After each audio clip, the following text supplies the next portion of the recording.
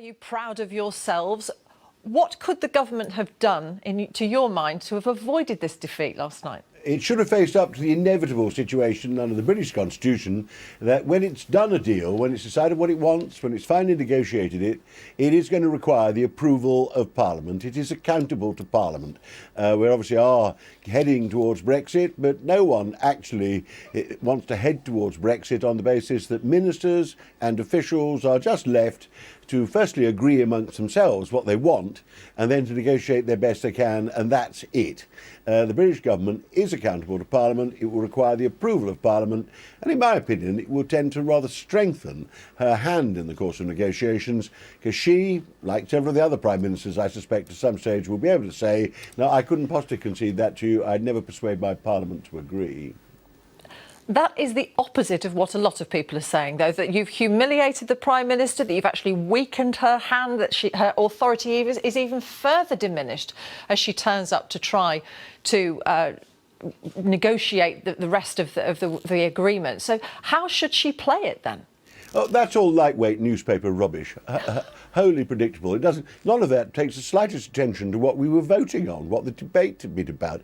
The debate was about whether or not Parliament was going to have a say in the final deal when it comes along, before the British commit themselves to arrangements that will affect our children and our grandchildren for the next 50 years. And frankly, the idea that Parliament wasn't going to insist on having a say was always a complete illusion. The debate, the amendment, had nothing to do with whether we leave the European Union. There's no amendment down to this bill that would stop us leaving. Had nothing to do with whether the Prime Minister was actually going to head the negotiations or the Prime Minister was going to stay in office. Nobody suggested the government falls because it's lost one amendment to a bill. The bill is actually extremely important. It restores the British rule of parliamentary accountability. It will also improve, I think, the general tone and nature of the debate in the House of Commons. All ministers are going to have to start taking the House of Commons more seriously. Perhaps some of the ministers would sound off to the newspapers a little less and address their parliamentary critics and their audience more seriously.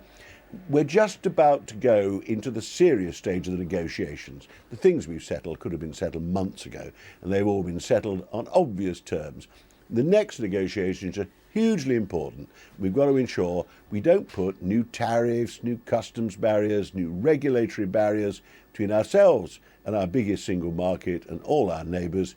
Parliament's going to want to approve the final deal which the Prime Minister gets, and everybody in Parliament wants the Prime Minister to get the best deal for Britain out of that. That might to some sound suspiciously like wanting to remain in the single market and the customs union, which and then people will say, here's another Ramona just trying to frustrate Brexit. Well, nobody voted to leave the single market and the customs union in the referendum. Boris Johnson told us that trade would remain unaffected. The Germans had to sell us their Mercedes, nothing would change. This leaving the single market and the customs union has been invented as we returned back to ordinary politics after the referendum, and the triumphant hardliners decided that this meant we left the single market and the customs union, though I'm not quite sure they've altogether thought through what's involved in that. To use an awful jargon phrase, there will have to be some regulatory convergence on both sides of the border to keep the maximum amount of free trade we can. This government is free trader, not protectionist. We've conceded to the Irish that we'll have to have regulatory convergence. It's the only way you can keep the Irish border open. That means it's the only way you can keep the border open between Britain and the rest of the EU. The details are very serious, matter enormously. Huge sections of the population, very important areas of business. Those details are going to have to be discussed in a grown-up way and will have to be approved in Parliament before the government signs them. That's the big issue behind all this. Bears no relation to all the rubbish in this morning's Daily Mail. If you were to vote down the deal, though, that the Prime Minister brings back, haven't you pushed Britain further towards leaving with no deal at all, because we might have run out of time to renegotiate before the deadline? No sensible person on either side of the channel wants no deal. The other 27 countries will fear that as much as we do. It would be a terrible shock to the Western economy if you did that, and all kinds of things would be up in the air. You even have trouble flying aeroplanes about, and you'd have no security arrangements, all kinds of things. So a no deal is not a realistic option. And if one of the parties, and most importantly the British, are not able to get their government to agree to whatever deal is being proposed, the deal will have to be readdressed. That's how these things work. It's how international diplomacy works in the modern age, not just in the European Union. It's the one thing I think that all the Prime Ministers will agree is they're not going to have no deal. The terms of the deal are crucially important. Parliament must have a say in that. I mean, it's quite extraordinary. We've had 300 years of parliamentary democracy. We're rather proud of our arrangements, which we think still are rather better than those in other Western European states.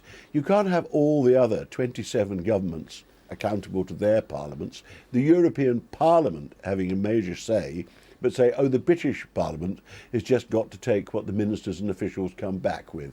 That's bizarre, and it strengthens their position that they can say to the people they're dealing with over the table, I've got to carry my Parliament, just like you've got to carry your Parliament. I can only agree to things that I'm pretty confident I'm going to get a majority there, and if anybody fails to get a majority, you just revisit it. I mean, on the Canadian deal, they even allowed the Parliament of Wallonia a say. You can't allow the Parliament of Wallonia a say in these things, but say the British Parliament's not ready for it. The British are not ready for democracy yet. If you're not going to vote against, if you are going to vote for the deal then, and of course you don't have a crystal ball, but what are the elements that you would say are non-negotiable for you that would need to be in that deal?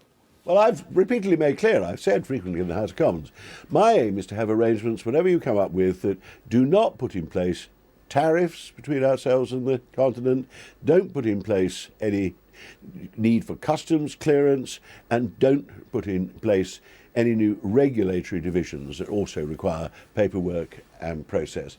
We are a free trading country. We're not going protectionist against our 27 neighbours who are far our most important market in the world, and we've got to attract investment because we have access. That's what I would aim at. And of course, in the real world, you get as close as that as you can, because the referendum and the Brexiteers have raised all sorts of caveats, which may well make it impossible to get that in full, but that is what I would go for. And the sooner the Cabinet come to an agreement with each other what it is they're going for, then the sooner we can start serious negotiations with the other Europeans about what the final deal is going to be. How difficult was it for you to vote against the government last night, and how likely do you think you are to do it again? I've been voting against the government frequently during this bill. Nobody follows Parliament. The media don't follow Parliament anymore. And I voted more than once against the government. Yesterday there was an extraordinary provision in the bill that said that you could make regulations under the bill which you could use to amend the bill itself, a very circular thing. Already, I'm sure, switching most of our listeners off because it's so technical. But I am voting according to my view of what is in the national interest and consistent with the views I've always expressed. Everybody knows I'm pro-European, everybody knows I'm a free trader, everybody knows I believe in free market economics with a social conscience, and I certainly believe in parliamentary accountability. So all these Henry VIII clauses, I've been voting quite frequently. That's what a member of Parliament's for. I won't recite to you Mr. Edmund Burke's address to the electors of Bristol. I'm there to exercise my judgment on behalf of my constituents, and if my constituents disapprove of my judgment, they could have thrown me out at any stage when I've gone back to get re-elected. But I'm trying to make the best contribution I can in what I think is the best interests of my children and grandchildren now, and I shall certainly vote accordingly. That the pure tribalism of politics has to be set on one side sometimes when you get to these matters of great national interest. I've no idea how many times I've voted against the government. It's several times already. I'm sure somebody's added it up, and we have been following with a great deal of interest. Ken Clarke, MP, thank you very much. Thanks. Thank you.